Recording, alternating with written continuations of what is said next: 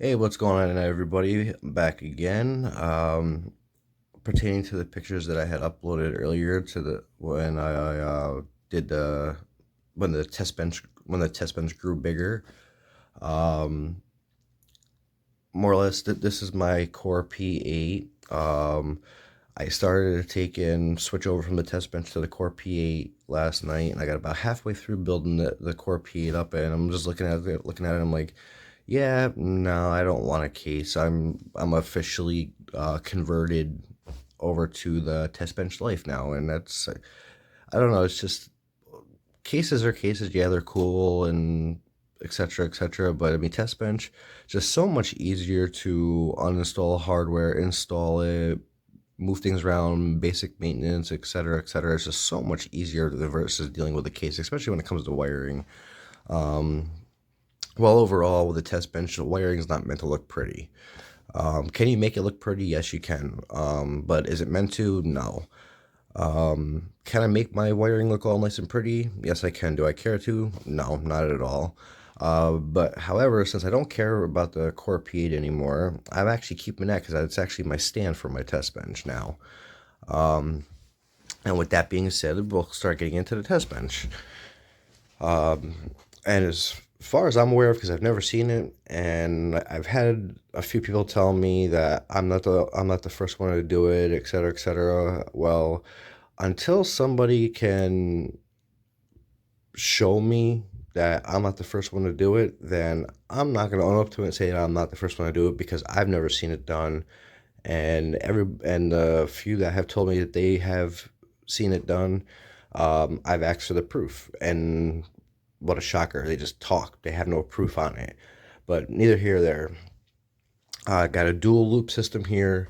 Front radiator here is on the GPU end, back radiators on the CPU end. These are 30 millimeter, 480 millimeter Black Ice Nemesis radiators. Outside of those two radiators, which I use for my benchmarking, Black Ice Nemesis is all I run. I've actually got a total of six of them. These radiators are back from when I built my Mora, which again, I have yet to be proven wrong on it. When I built my Mora, it was six of these radiators, the world's biggest custom Mora, which allowed you to have both CPU and GPU on the Mora and keep them on their own separate loops. So it was three rads for a CPU and three rads for the GPU. Um, so that's pretty much that. But anyway, how this actually works is, well, how it's intended to work is it's a two-in-one loop, so it can do two things out of one loop, or two in one dual loops, I should say, to say it properly. Now, how this works is, if I don't want to use the AC and benchmark, etc., etc., turn the AC off. Then I just run off of these radiators, hence the fans. And the fans are set to exhaust, so the air comes this way. Same thing for the back. It goes to the back, which is pulling the hot air away. So that means I can run on ambient, so I don't have to have the AC fan on. I could run like a regular old test bench, or anybody else that it does with their casual gaming rigs or whatever they have at their home. Um, I guess I can also unplug the fans, but there's it's meant to run like that. Um, but when it comes to benchmarking, how this is set up to work is during benchmarking, I'm actually going to explain the loop how it works. I'm going to explain the plumbing. So I'm going to go from the outlet of the GPU here. It goes right down to the reservoir, which from the reservoir, it comes out down here. Then it shoots into my D5 pump or DDC. I forgot what the heck this thing is. Then it comes out of the pump, comes up here to the radiator, to the top of the radiator, shoots across, comes back down, comes out, then it shoots directly into my back radiator, which the back radiator here is an 80 millimeter. I think it's from I forgot the name of the company. But it's 360 80 millimeter. So it's 80 millimeter stick, 360 millimeters across. That goes through the radiator in the bottom, comes out of the top, and shoots right back into the GPU. CPU is set up the exact same way, so I don't even have to explain how that works. In the front radiator is a CPU, which is 60 millimeter. It's a 60 millimeter 360. So you got the 80 and 60, and that's that on the radiators. So I'll explain the GPU and how the radiator setup is supposed to, how it's set up to work and how it's designed to work. The exact same concept applies to the CPU end.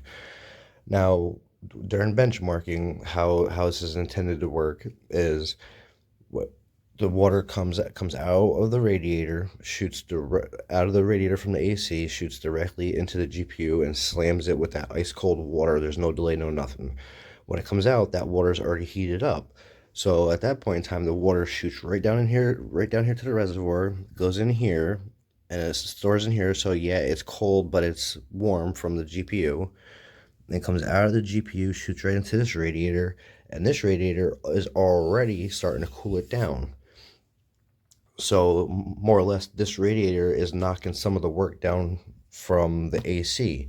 So it goes through, the water goes through the radiator, starts cooling. It starts this process of cooling down, leaves the radiator and shoots back in. Leaves this radiator here and shoots back into the 80 millimeter back here, where now the AC has less work to do because the water is not as warm as when it came out of the GPU as it's going back in. It's already started a cooling down process. So more or less it's these radiators. This one's the boost to GPU end. The back one's the boost to CPU end.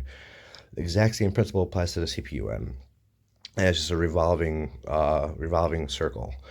Now, where the 2-in-1 thing comes into play, which I already explained that a little bit, but I'll do it again really quick, is when I'm not benchmarking, I turn the AC off completely, no fan, no nothing.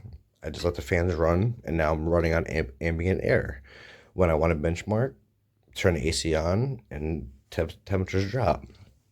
There was something else I wanted to take and speak on. Oh, another little cool thing is these radiators also get a boost off of the AC. How, you may be wondering, is if you notice, if I can get it down angled enough, see how the radiator is down about halfway to the back radiator. It's the same thing up here in front, which I may take and do like a piece of like plastic or cardboard or whatever to angle this down, so that way there, when the air blows out, it blows it down over everything here. Because at that point in time, what it'll take and do is, instead of being half the radiator, it'll be the whole radiator here. Is when the cold air comes out, it's that the fans are actually sucking the air through the radiator. So this AC also gives these radiators a little bit of a boost as well. So it actually does work. It helps out very well. I've already done that with just on my daily settings, messing around with things. And that's really pretty much about it. I mean, we'll turn it around for you. Come on. There we go. And I've got the fans and the pumps. They all set to run at 100% no matter what, non-stop. There you go, and turning her on. And yes, that's the Corsair Flex, the 45-inch, 244 hertz bendable, flexible monitor. And yes, the beautiful 690 dark Kingpin background. But yeah, that's pretty much it.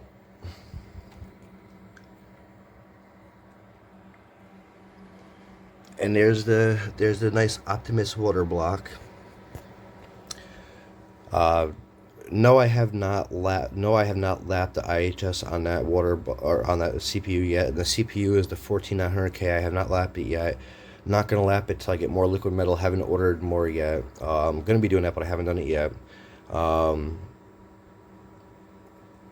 Hasn't been lapped. And downside is when I filled up the CPU end, I forgot to use, I used my old liquid, and I got some crap in the loop, and it's actually stuck in the water block, which, I mean, I'm not gonna take and try to hide it. I'll see if I can get it on the camera.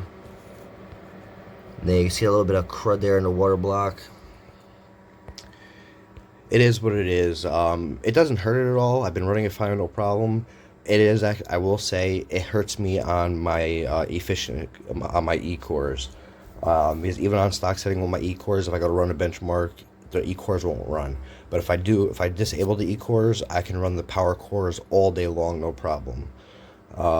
It's just the E cores it hurts, which the E cores never really get, the E cores don't even really get used. So I've already played a game. I already played a game on the system. Been watching YouTube, etc., etc., etc. The only time that the E cores act up is when it comes to doing a benchmark, and it would be R23. Because with the 13th gen, because you all know I've got the 13900K already, and I've also got the 1400K, 13th and 14th gen, they shine on R23. But yeah, so that's really pretty much about it. So I'll give you a once over, turn the light on, give you a little bit of a once over. And here's my box, all my wires and stuff from builds over the years.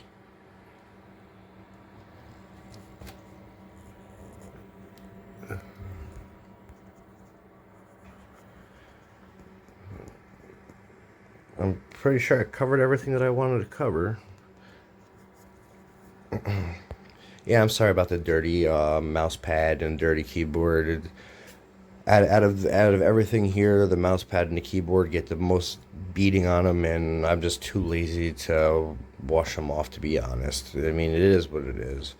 But 11 minutes and 40 seconds in, this video is going on way longer than I wanted it to be. But I wanted to make sure I got through. Oh, and there's also my custom framing that I built for the AC gig, which holds the radiator up, so it actually allows me to be easier on the tape for having it attached. There's no other way I could really attach it to the AC.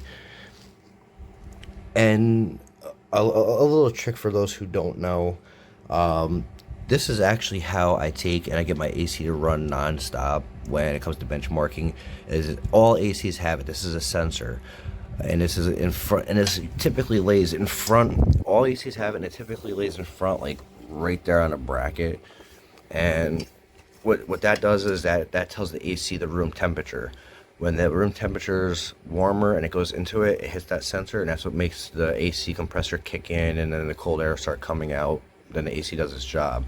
When that sensor senses that the room is cool enough, it tells the compressor and evaporator, etc., okay, the room's cool enough, turn off for right now, kick back on when you have to. Then the AC turns off. Now, what I usually take and do is when I benchmark, especially during winter time, I'll usually take I'll take a heat gun and have it pointing at that sensor and just let it run, and then the AC compressor never shuts off. More than likely gonna switch from a heat gun to a heat blanket, or one of those those heating pads that they use for your back or whatever. I'm more likely gonna buy one of those for that, because the heat gun gig, it's just annoying listening to it because it's kind of loud. That, or maybe a blow dry or something, I don't know. But yeah, 13 minutes and 30 seconds in, I've literally covered everything I want to cover. So again, I give it a quick little once over so you can see everything.